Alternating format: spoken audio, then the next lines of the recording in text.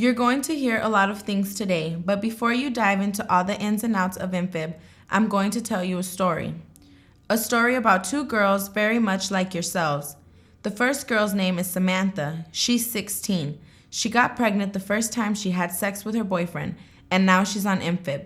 She knows she doesn't want her child to have a life like hers, but she also knows her life just got way more complicated. The second girl's name is Tamara. She hasn't thought much about what kind of life she wants for her baby. She hasn't thought much about what kind of life she wants for herself. Well, that's not totally true. She spends a lot of time thinking about being a singer. She wants to be a star, like Beyonce, her hero. Both Samantha and Tamara come to an overview just like this one. They both heard the presentation on how to stay out of sanction, how important school attendance was, that you need to live with a parent or legal guardian, and the value of being on a program like MFIP. At the overview, it was exclaimed to them that they cannot have more than 4 days of unexcused absences per month. The woman went over what services they will receive and the value of each service. Cash grant, $437. Food, $327. Health insurance, $1,000. Daycare, $1,200. The total value is about $3,000 a month. She told them that if they had a job that paid $10 an hour, they would need to work 300 hours a month to make this amount of money. All that is required of them to receive this is to attend school, advance in school, and graduate. School is their job. But there was two different things going on inside their two heads. Samantha heard what was being said. She listened actively, asked questions, and figured out in her head what she needed to do to be successful in this program so she could go on and be successful in her life. Tamara, on the other hand, heard what was being said, but didn't do much listening. There's a difference, you know. It's all about what you're doing in your mind, your thoughts. Tamara's mind was far from the MFIB overview. There was a talent show coming up, and that's all Tamara could think about.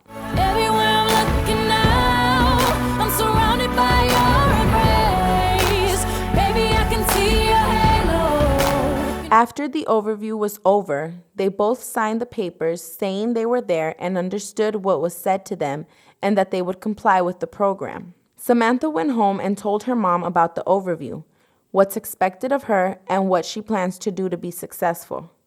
Tamara left the overview papers on the bus and went to her boyfriend's house.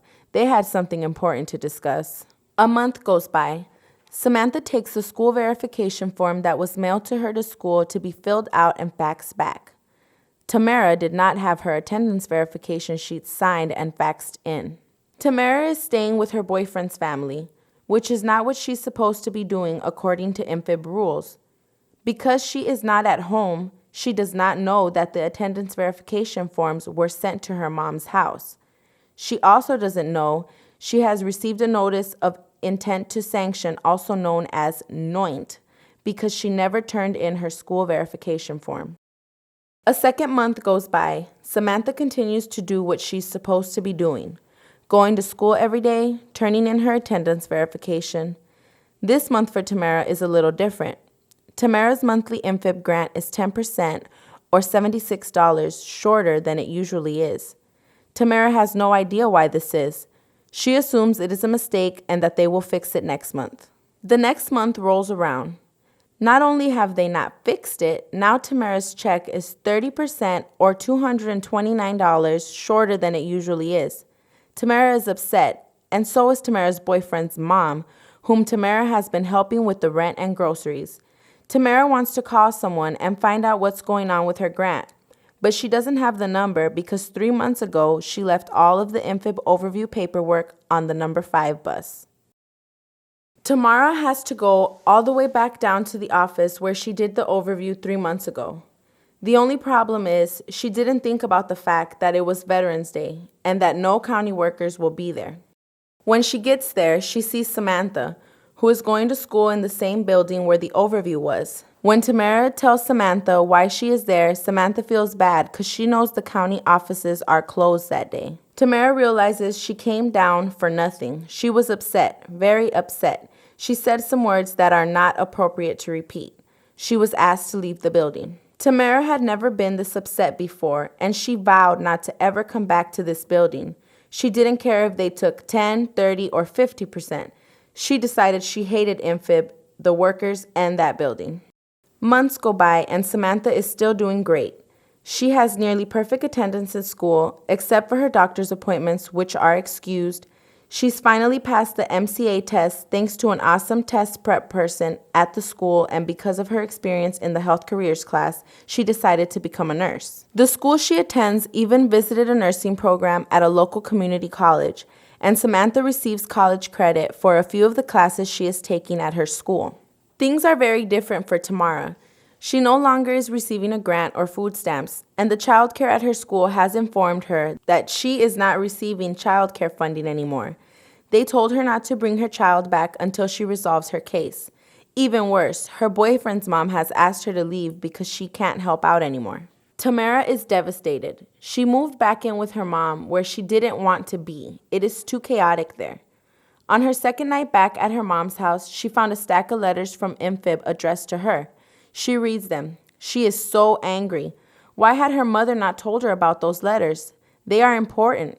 She got in a huge fight with her mom and was kicked out. Tamara really needs her MFIP assistance now. She wants to get an apartment so she can live on her own. She finds the number to her MFIP worker and schedules an appointment.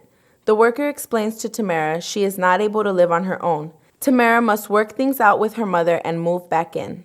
The worker sends Tamara to do the overview again. This time she listens very carefully how to be successful in the MFIP program. She puts to memory the 3 most important facts for the overview. She must live with a parent or legal guardian. She must have her school verification form signed and faxed in every month. And she cannot have more than 4 unexcused school absences per month.